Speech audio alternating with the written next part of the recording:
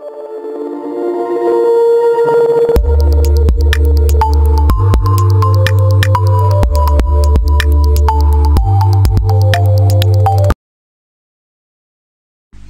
allons voir maintenant comment manipuler la priorité des processus en utilisant des commandes telles que nice et renice.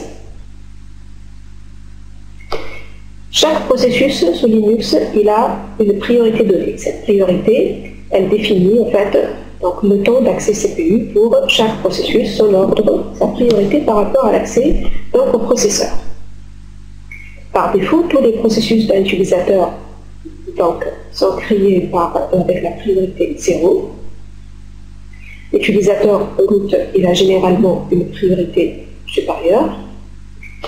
Les processus système, ils ont des priorités variables définies par le système et pouvant être assez importantes. Les valeurs des priorités varient de façon générale de -20 à 19, telles que les priorités positives représentent les priorités les plus faibles et les priorités négatives sont les plus hautes priorités. Vous pouvez retrouver donc les priorités de tous les processus exécutant actuellement grâce bien sûr à la commande ps de l'option "-l" ou bien à l'utilitaire top. Chaque processus donc est lancé forcément avec une priorité par défaut au moment de son exécution. La priorité elle est donnée par défaut par le système selon éventuellement donc la nature de l'utilisateur et la nature de l'application. Cependant, un utilisateur peut toujours changer la priorité d'un processus en cours d'exécution ou bien lancer une application avec une priorité donnée. Les utilisateurs simples peuvent lancer des processus avec un niveau de priorité uniquement positif, alors que l'utilisateur root, il peut lancer un processus avec un niveau de priorité quelconque, entre autres avec un niveau de priorité négatif, autrement dit haut. Si vous voulez lancer une commande avec une certaine priorité initiale, il faut utiliser la commande nice.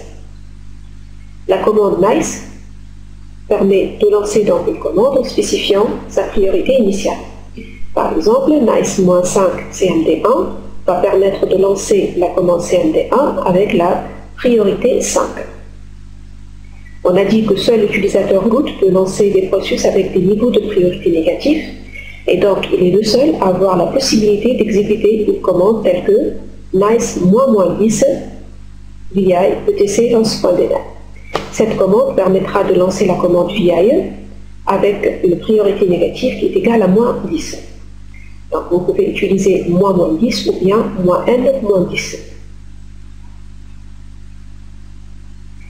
Si vous voulez changer la priorité d'un processus qui est déjà en cours d'exécution, il faut tout d'abord bien sûr retrouver le PID de ce processus grâce à l'utilisation de la commande, encore une fois, ps ou bien top.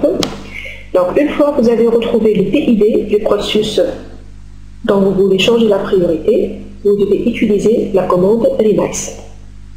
Donc renice suivi par le numéro de la priorité suivi par le PID du processus. Par exemple, renice 20.501 permettra de changer la priorité du processus 501 pour la rendre égale à 20.